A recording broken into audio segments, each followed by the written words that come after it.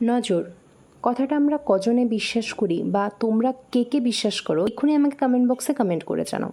নজর কথাটা কাজ করে আমি জানি না, কিন্তু তুমি যখন তোমার স্বপ্নের কথা, তুমি যখন তোমার বাস্তব জীবনে তোমার কি কি টার্গেট আছে এগুলোর কথা এমন কাউকে শেয়ার করো যারা অন্যের ভালো দেখতে পারে না, যারা অন্যকে নিয়ে ভীষণ চর্চা করতে ভালোবাসে, অন্যের স্বপ্নকে বাধা সৃষ্টি দেওয়ার জন্য অনেক কিছু করতে পারে, তাদের সামনে বা তাদের সাথে অন্তত কখনো শেয়ার করো না। হ্যালো এভরিওয়ান, তোমার স্বপ্নের কারিগরের নতুন একটা এপিসোডে তোমাদেরকে জানাই স্বাগত। কেন এই কথাটা বললাম আমি জানি না নজর কতটুকু কাজ করে বা নজর আদৌ কাজ করে কিনা, কিন্তু একটা কথা তো খুব ভালো করে এটা বুঝতে পারি।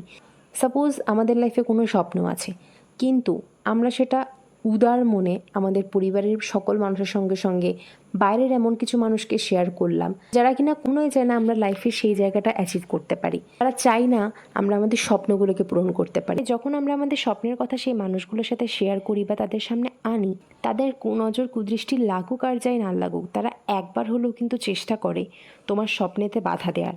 তারা একবার হলেও চেষ্টা করে তোমাকে এমনভাবে কোনো কথা বলার বা তোমার সামনে এমন একটা পিকচার ক্রিয়েট করার যাতে তুমি তোমার স্বপ্ন থেকে একটু হলেও পিছিয়ে আসো।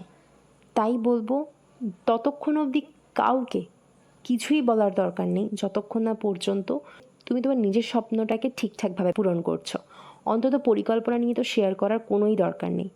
যদি তোমাদের একমত হয় অবশ্যই কিন্তু কমেন্ট করে লিখে। বাকি রইল নজরের কথা, এটাও যুক্ত হয়ে যায় তাহলে বুঝে দেখো তোমার স্বপ্নের পথে কতটা বাধা তৈরি হতে পারে। একা নিজেকে উত্তর দেওয়াটা সব থেকে বেশি শ্রেয়। ভালো থেকো সকলে, খুব শীঘ্রই দেখা হচ্ছে নতুন একটা ভিডিওর সাথে।